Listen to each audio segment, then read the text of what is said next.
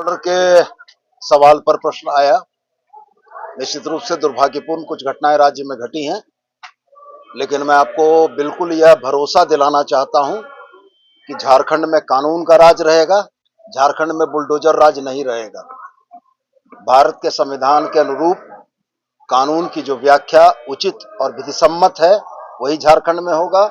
जो भी अपराध की घटनाएं हुई हैं, सरकार इनसे सख्ती से निपटेगी और ये तमाम अपराधी बहुत जल्दी सलाखों के पीछे होंगे। बार बार सवाल बार बार वही उठता है कि बार बार अपराधी अपने मंसूबे में कामयाब होते हैं, आखिर प्रशासन फेलियर हो रही है बार बार।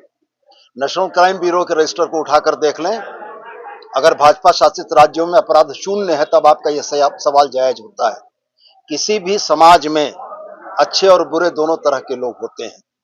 अच्छे लोग समाज में समाज की गुणवत्ता को बढ़ाने का काम करते हैं, एक न्यायप्रिय नागरिक के कर्तव्य का निर्वहन करते हैं, और बुरे और अपराधी किस्म के लोग घटनाएं घटाते हैं।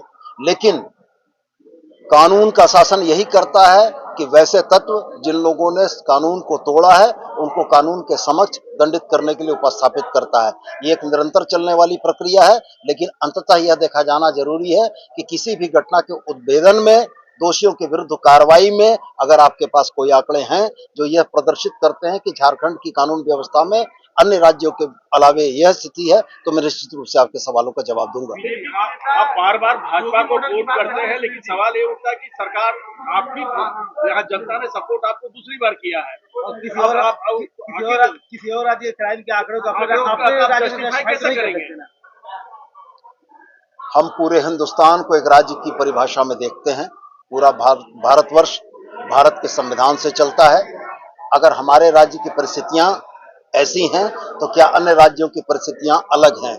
इन आधार पर मैंने यह कहा कि शून्य अपराध की बात अगर आप करते हैं तो आप एक राज्य का आंकड़ा लेकर आए जिसमें शून्य अपराध हों, तब मैं आपकी बातों पर आऊंगा। मैं आपसे पुनः दोहराकर यह कहता हूं कि दोषियों के विरुद्ध आरोप पत्र समर्पित करना, दोषियों के विरुद्ध उद्भेदन करना, इन आंकड़ों में झारखंड पुलिस का रिकॉर्ड पूरे देश में बेहतर है और बेहतरीन है।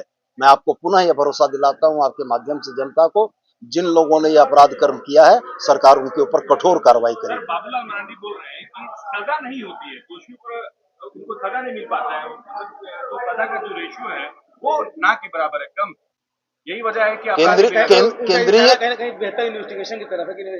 केंद्रीय एजेंसियों के चार्जशीट सबमिट करने के आंकड़ों को उठाकर देख लीजिए, झारखंड पुलिस के चार्जशीट आरोप पत्र सबमिट करने के आंकड़ों को उठाकर देख लीजिए। जो फर्क आपको दिखेगा उससे कल मुझसे सवाल पूछ लीजिए। लातेहार में जो मॉब लिंचिंग हुई है उसके बाद से फिर से मॉब लिंचिंग लॉ को लेकर आवाज उठ रहे हैं, क्या लगता है सरकार गंभीर है इस मामले में मॉब लिंचिंग को लेकर?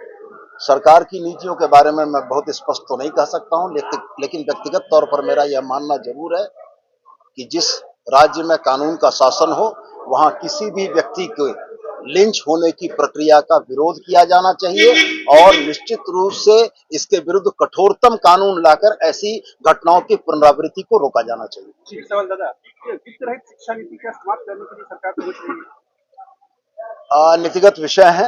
निश्चित रूप से यह प्रयास चल रहा है कि गुणवत्तापूर्ण शिक्षा देने के लिए सरकार हर संभव प्रयास करेगी। इसके लिए जो भी उचित फैसले होंगे वो लिए जाएंगे।